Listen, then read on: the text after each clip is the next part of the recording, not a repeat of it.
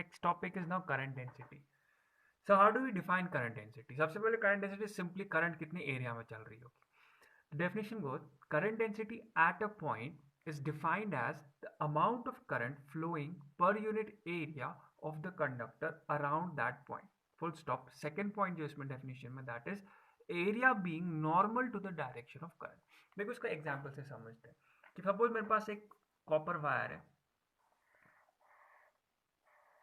उसमें current I जा रही है. लेट्स से इसमें करंट आई जा रही है, ठीक है. नाउ डेफिनेशन कहती है कि current density at a point means ये किसी पॉइंट के लिए डिफाइन होता है. Current density is always defined for a point in the conductor. So let's suppose मेरे पास एक पॉइंट है P, ये पॉइंट P है, ठीक है. How do we define? हम कहते हैं कि is the amount of current flowing per unit area of the conductor around that point. यानी मुझे एक यूनिट एरिया इसके इर्द गिर्द बनाना है अराउंड दिस पॉइंट. मैं इसके इर्द गिर्द एक यूनिट एरिया बनाता हूँ. Let's suppose this is that unit area. तो बोलते ही मानते हैं कि यूनिट एरिया ए है, इसका वैल्यू कितना है ए. अब मैं इसको बाहर ला रहा हूँ.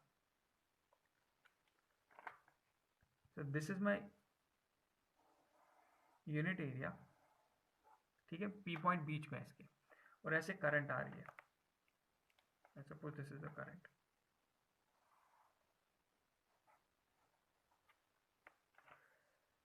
वही से कि कितनी करंट इस यूनिट एरिया से पास हो जाएगी, वही हमारी क्या है, current density. Hence the formula mathematically we can say goes like it is J, symbol है करंट डेंसिटी का, is equal to current divided by area, and this is a vector quantity. ना वेक्टर क्वांटिटी तो direction का भी वो जमेला वमेला वगैरह. देखो कैसे देखते हैं. एरिया का आपने गॉस लॉ में पढ़ा होगा, इसमें एक अलग से हम दिखाते हैं इसको area vector. How do we define area vector? हम इस पर नॉर्मल डालते हैं. तो आपका अगर ये एरिया है ना, क्रॉस सेक्शनल एरिया, इस पर एक नॉर्मल डाल दो. Normal will be in this direction DA, ठीक है. लेट्स सपोज जो करंट आ रही है that is perpendicular in itself to the cross sectional area A, और इसके नॉर्मल के साथ कितना एंगल बना रही है, 0. देखो दोनों सेम डायरेक्शन में, तो नॉर्मल के साथ कितना एंगल होगा, 0. So this is how we define current density at a point P. हम कहते हैं कि current density at a point P is defined as the amount of current flowing through the unit area around that point. और वो unit area क्या होना चाहिए, normal to the direction of current. Normal to the direction of current का मतलब भी हो गया कि जो इसका अपना नॉर्मल होगा ना DA, वो करंट के साथ जीरो एंगल बनाएगा, तब जाके दोनों क्या होंगे, जीरो एंगल पर. देखो दूसरे एग्जाम्पल से समझ आता है. अब सपोज मेरे पास अगेन ये कॉपर वायर है, लेकिन इसका क्रॉस सेक्शन ऐसे है,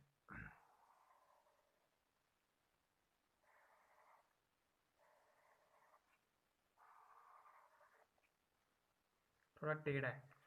करंट अगेन ऐसे ही जा रही है in the same direction, again P point बीच में. लेकिन ये जो करंट होगी ना, ये इस पर नॉर्मल होगी. अब इसको बाहर निकाल दो, इसी एरिया को अगर आप इसको बाहर निकालोगे, you'll see this is like this, right. आपकी जो करंट है वो ऐसे, अब तो इन परपेंडिकुलर इस पे नहीं है जैसे प्रीवियस केस में था. सो अब हम यहाँ पे क्या करेंगे, यहाँ पे अगर आप इस पर नॉर्मल ड्रॉ करोगे, आपका जो नॉर्मल है DA वो इस डायरेक्शन में होगा, करेक्ट. और आपकी करंट जो है वो इस डायरेक्शन में. लेट्स सपोज दोनों के बीच में एंगल क्या है, थीटा. अब इसमें देखो, इसी डायग्राम में अगर मैं बनाऊं, इसका जो नॉर्मल होगा वो ऐसे होना चाहिए था, ये क्रॉस सेक्शन होना चाहिए, तब जाके करंट को परपेंडिकुलर हो जाएगा, ये एरिया क्रॉस सेक्शन का. दोनों के बीच में एंगल मान लेते हैं, यहाँ पे भी कितना होगा फिर, थीटा.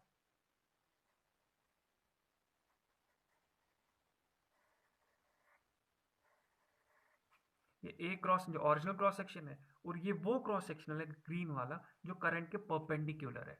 तो लेट्स से दोनों के भी बीच में एंगल कितना है, थीटा. क्लियर, यही मैं यहाँ पे दिखा रहा हूँ.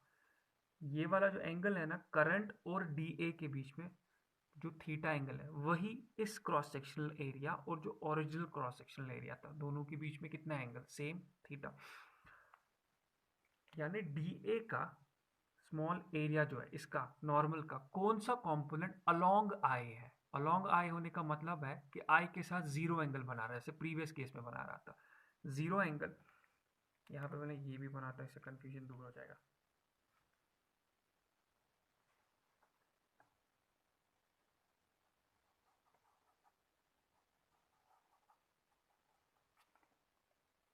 दिस इज ये एंगल भी थीटा होगा, ठीक है। सो डी ए का कौन सा कंपोनेंट अलोंग आई है, कॉस कंपोनेंट। इसका जो डी ए का कंपोनेंट अलोंग आई होगा this will be D A cos of theta, right. So in general we can say कि जब आपका डी ए का कौन कॉस कंपोनेंट अलोंग आई होता है, एंगल जीरो हो जाता है, तब जाके आप बोलते हो कि ये इसको बिल्कुल क्या है, परपेंडिकुलर। आपकी कंडीशन फुलफिल हो जाती है, नॉर्मल की कंडीशन, यानी ये इसको क्या होना चाहिए, परपेंडिकुलर। परपेंडिकुलर होने का मतलब भी है कि दोनों जो आपका ये this D A caution theta और आई बीच में एंगल क्या होगा, दोनों के जीरो। सो हेंस वी से यहाँ पे जनरल फॉर्म में अगर मैं लिखूँ आई से कि जो आपका जे है current density, current density is then equal to J is equal to I, let's suppose कि small I है, small I को मानते हैं DI divided by DA cos of theta. Now this becomes our general equation. देखो अगर ये inclined नहीं होता, राइट, अगर इसके साथ इंक्लाइन नहीं होता बल्कि और प्रीवियस केस की तरह होता, तो प्रीवियस केस में थीटा फिर जीरो हो जाता, ये दोनों फिर एक ही जगह होते, राइट, कोइंसाइड करते दोनों सरफेसेस, तो थीटा क्या हो जाता, जीरो हो जाता, कॉस जीरो इज वन। तो आपको अगेन वहां पे जे किसके बराबर होता है, D I divide by D A, यानी I divide by A, right. So ये जनरल केस हमने समझा कि आपका जो करंट डेंसिटी होता है ना at a point P is equal to कितनी करंट जा रही है पर यूनिट एरिया, कौन सा एरिया जो नॉर्मल होगा to the direction of current. अब यहाँ पे ये जो एरिया था ना, ये वाला क्रॉस सेक्शनल एरिया, ये नॉर्मल नहीं था बल्कि इसका थीटा कॉस कंपोनेंट नॉर्मल था, जो मैं यहाँ पे दिखा रहा हूँ, इसका कॉस कंपोनेंट नॉर्मल है, D A cos of theta, ठीक है।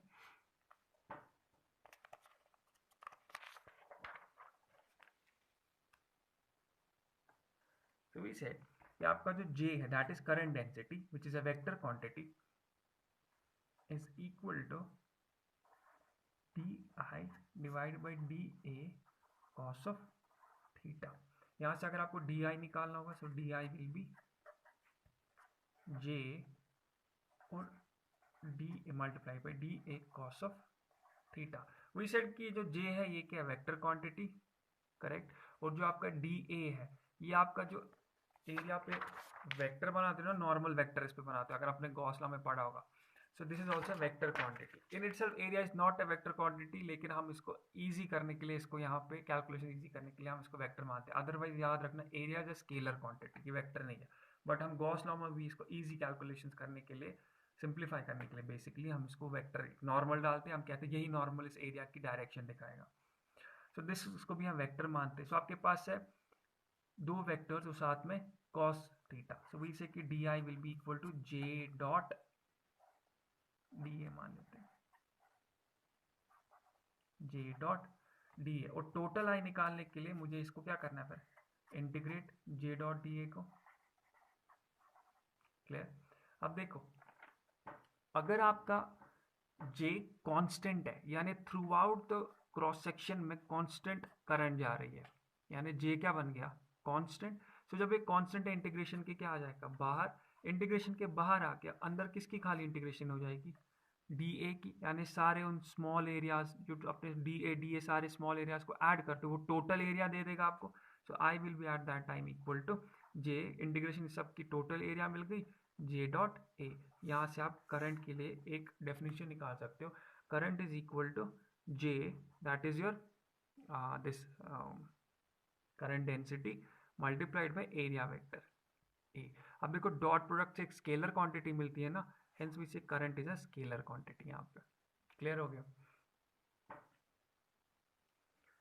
वन मोर थिंग कि इसके यूनिट्स अगर देखोगे, J is equal to I divided by A, तो आई का क्या है एम्पियर, ए का क्या है मीटर स्क्वायर, सो इसके यूनिट्स क्या है एम्पियर पर मीटर स्क्वायर।